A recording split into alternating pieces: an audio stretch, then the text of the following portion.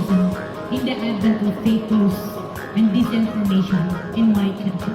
We need to work it out. We need to prove that we are the voice of the people. We are the media. We are the facilitators. Aniya na ang mga balita nga nahagpat sa Newsline Philippines Information Center. Ako si Paul Palacio. Tutok na!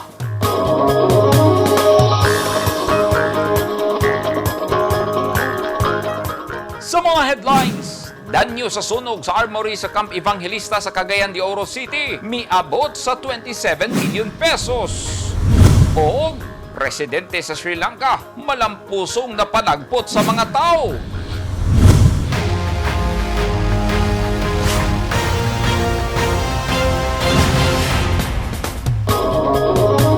Sa detalye sa atong mga balita, miabot sa 27 million pesos ang danyos sa pagkasunog sa armory sulod sa Camp Evangelista sa Cagayan de Oro City sa miaging tungang gabi.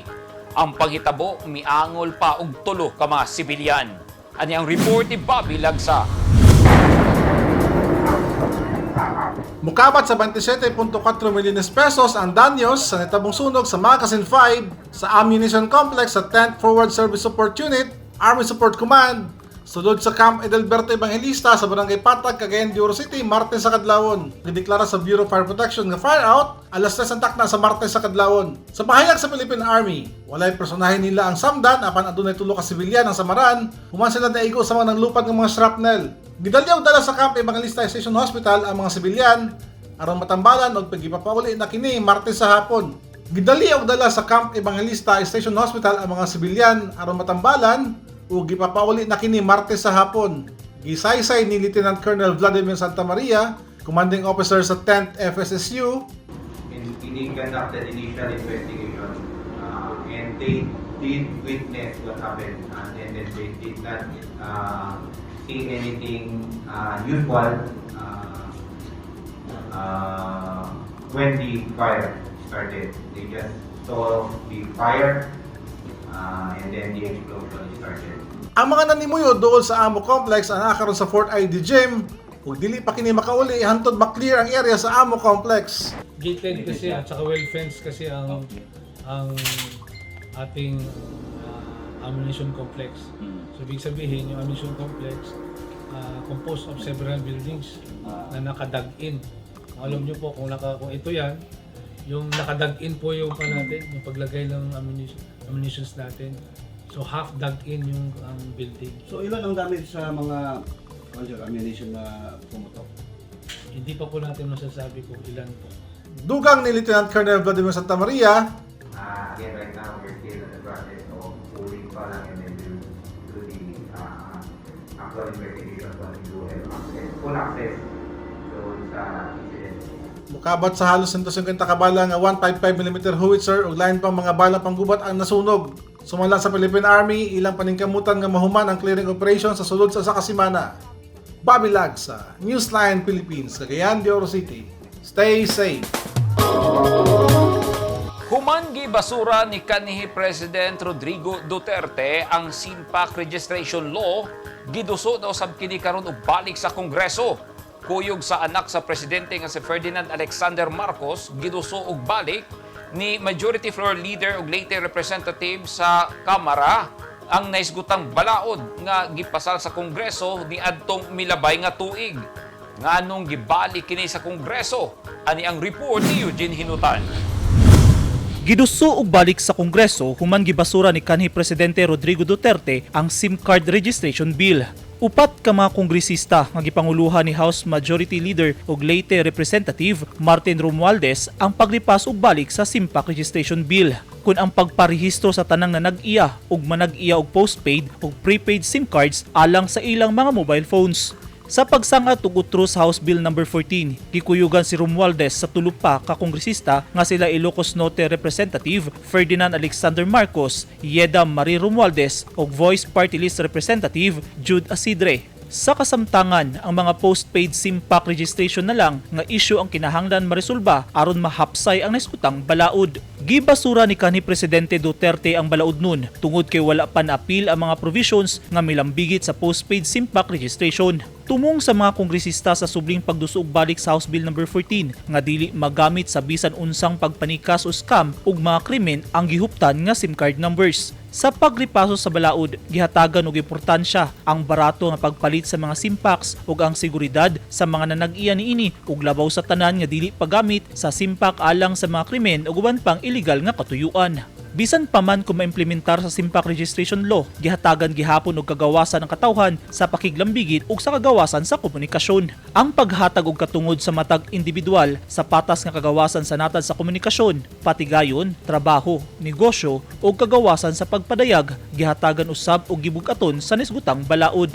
Giklaro usab nga ang SIM pack bill dili lang pagharang sa katungod sa katawhan nga magpadayag nga gawas nun apan usak kini sa paagi diin mamahimong responsable ang mga nanag-iya niini ug dili mamahimong bihikulo sa pagpanikas ug pagguba sa usa ka tawo ug institusyon.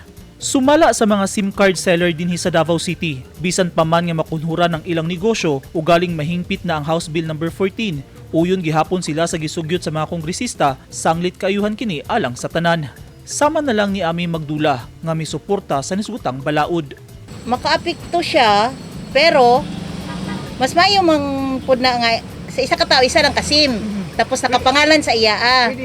Kay ngano, daghan manggod ang kadaghanan daghang scammer karon mo kung madayo na siya, mukunhod pud atong mga scammer. Okay, daghang ga scammer oy, daghang ga sige ga change number. Ang SIM card user nga si John Ninyal, uyon nga parehisto ang iyang numero sa cellphone. Isip users, maayo gitong i-rehistro na lang para usa na lang ang kuan kinahanglan. Usa na lang ka number. Mugawas mas maayo na i-rehistro na lang ang number sa SIM. Pero ang SIM card user nga si Anita Cabilla, nagduduha pa kung iya bang iparehisto o dili ang iyang number o galing mahingpit na ang gisugyot nga balaod. Siyempre, una-una, murag alanganin. Siyempre, kuang good na, involved gud na sa imong personal data, no? So, karon good trending kayo ang mga scammer, ang mga hacker, nga wala gyud mga kuan. So, sa ako karon kung ang ila lang kuhaon, siguro pangalan lang and the number of the SIM, okay ra na sa kuha. Not more than that. Kay kung ihatag nimo tanan personal, wala na, nahack na ka, wala ka pa kasugod, hack na ka.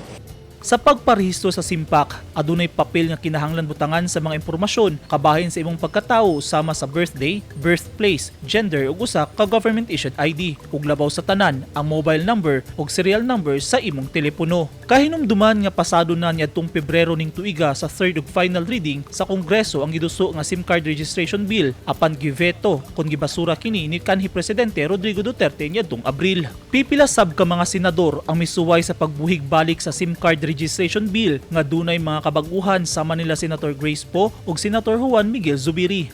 Ugaling mahingpit ang House Bill No. 14, gimanduan ang tanang public communication entities nga irehistro ang SIM cards isip unang lakang aron magamit ang ilang SIM pack. Eugene Hinutan, Newsline Philippines, Davao Region. Stay safe. Malampusong napalagpot sa mga tao ang presidente sa Sri Lanka nga si Gotabaya Rajapaksa kay giingong wala kini nahimo sa krisis sa nasod. Anyang report. Milarga na gikan sa Sri Lanka sakay sa helicopter sa sundalo si Presidente Gotabaya Rajapaksa. Human kini naulawan sa airport tungod sa pagharang sa mga immigration officials kagahapon.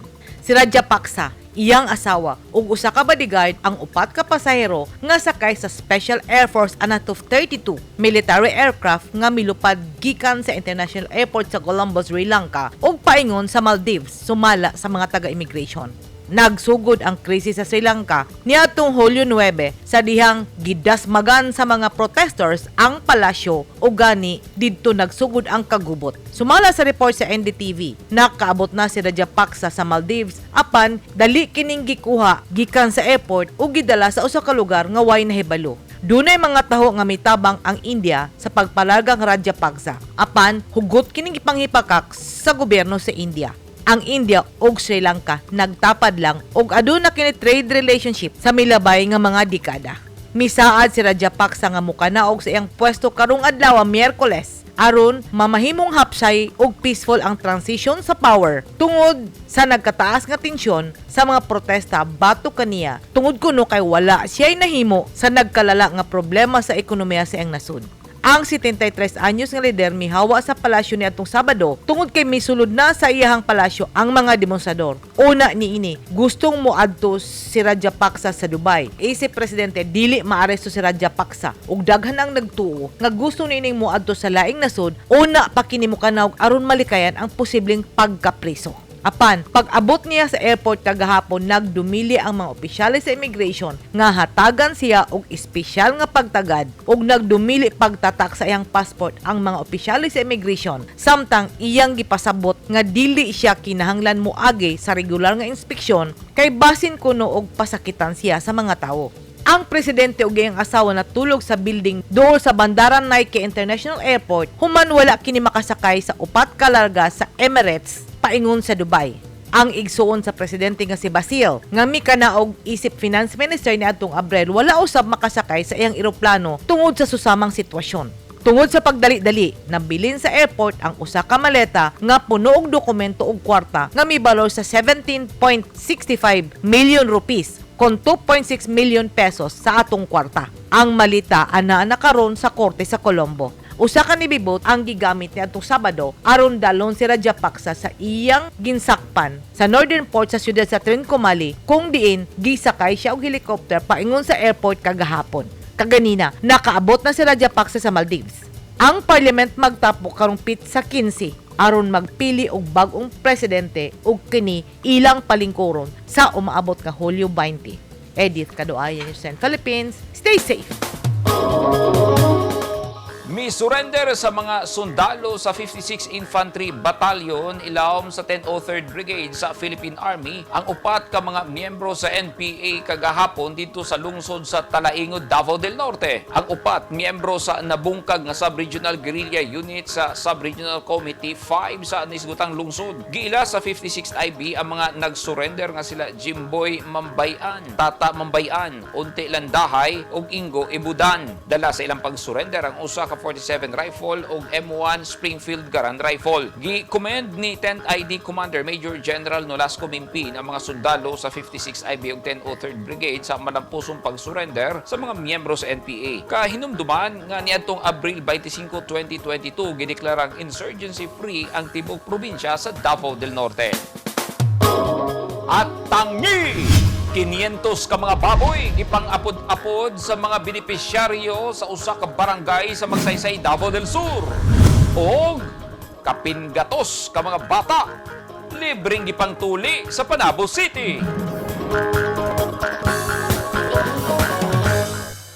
Ang mga taong dunay mga ginahambin nga mga grabing mga balatian o comorbidity, hilabi na ang mga senior citizens, sila ang mas delikado nga maigo sa coronavirus disease COVID-19. Busa dubling pag-amping ang himuon og tambali ang mga ginahambin nga mga sakit. Ang pagtumar sa Bilonga Gold Herbal Capsule isi food supplement makatabang aron mapunggan nga musamot ang mga balatian. Turmeric uluyang dilaw ang nag-unang sagol sa Bilonga Gold. Gisagulan og sodium ascorbate o vitamin C aron mas mulig-on ang immune system. Ang Bilonga Gold Herbal Capsule mapalit sa mga butika.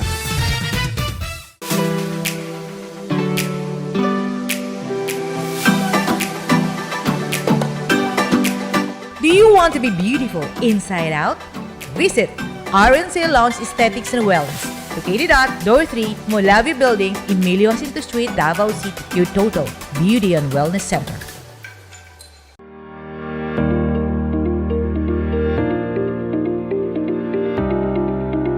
Enroll now at Lyceum Philippines University Davao Campus.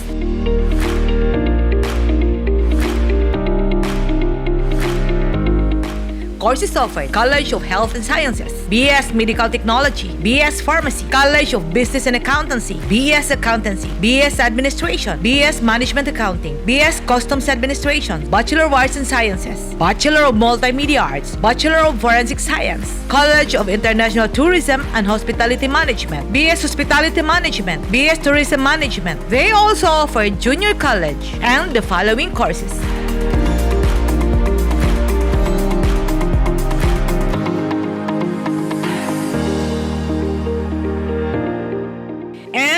now! LPU Davao offers Air Academy Drone Flight Training Program. Choose to take the lead. Choose LPU Davao. Enroll now!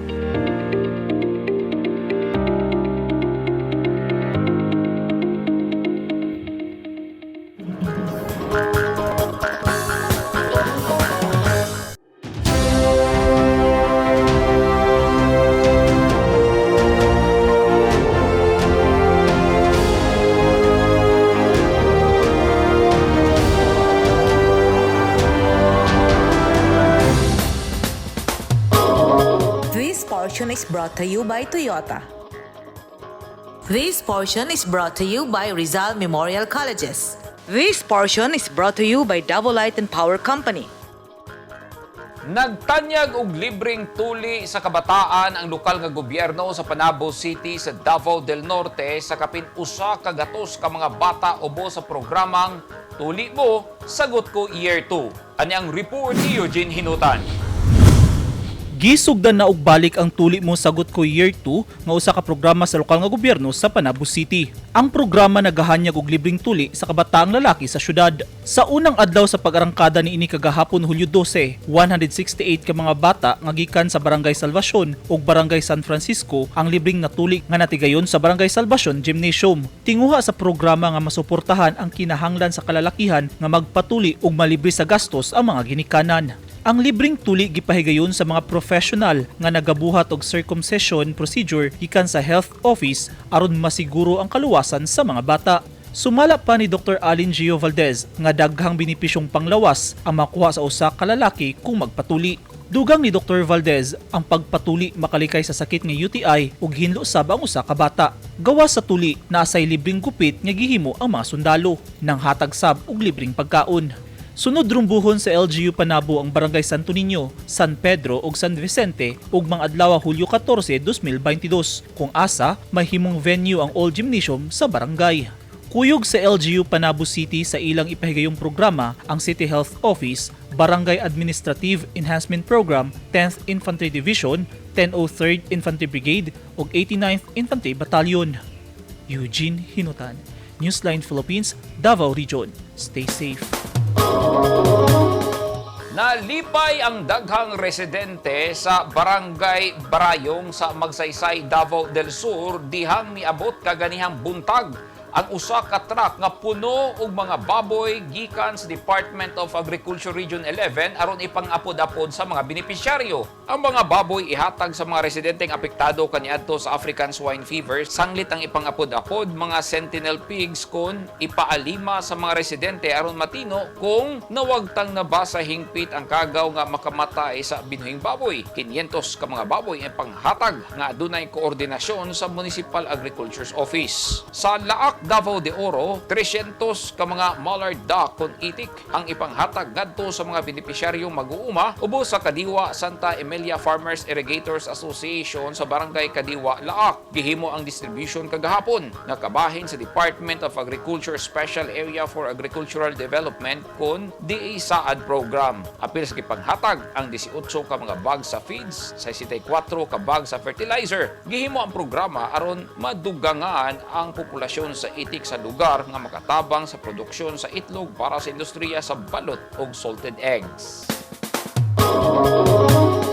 Gatusan ka mga similya sa kahoy ang gipangtanom sa watershed area sa Cotabato Province subay sa selebrasyon sa National Resilience Month. Nakita sa mga opisyal sa gobyerno sa Cotabato Province ang proteksyon sa ilang watershed nga maoy tinubdan sa ilang tubig sanglit paagi sab kini aron mapugnan ang soil erosion o landslide. Anyang report ni Eugene Hinutan. Nagkasinabot o nagkahiusa ang kadayang ahensya sa gobyerno sa Cotabato aron mananom og mga punuan sa kahoy sa Barangay Malabuan, Makilala, Cotabato. 600 ka mga punuan sa kahoy nga mulave ug kawayan ang gipangtanom sa mga misalmot sa aktibidad sa Lamitan Watershed ug Lamitan River. Gilauman nga dako ang kontribusyon sa mga gipangtanom nga mga kahoy aron mapugnan ang pagdahili sa yuta sa nasangpit nga dapit ug aron mapreserba ang watershed. Tumong sa provincial government sa Cotabato nga malikayan ang posibleng mga pagbaha tungod sa pagkaupaw sa kalasangan o climate change. Sa mensahe nga gipaabot ni 2nd District Board Member Ryle Jan Kawagdan nga mitindog isip representante ni Cotabato Governor Emilio Talino Mendoza, gisaysay niini nga ang pag-amping sa kinaiyahan ang usa sa mga prioridad sa kasamtangang administrasyon sa probinsyal nga gobyerno. Ang tree planting activity sa makilala Cotabato subay sa pagsaulog sa National Resilience Month karong bulana nga dunay tema nga sambayan ng Pilipino nagkakaisa tungo sa katatagan at maunlad na kinabukasan. Eugene Hinutan, Newsline Philippines. Stay safe.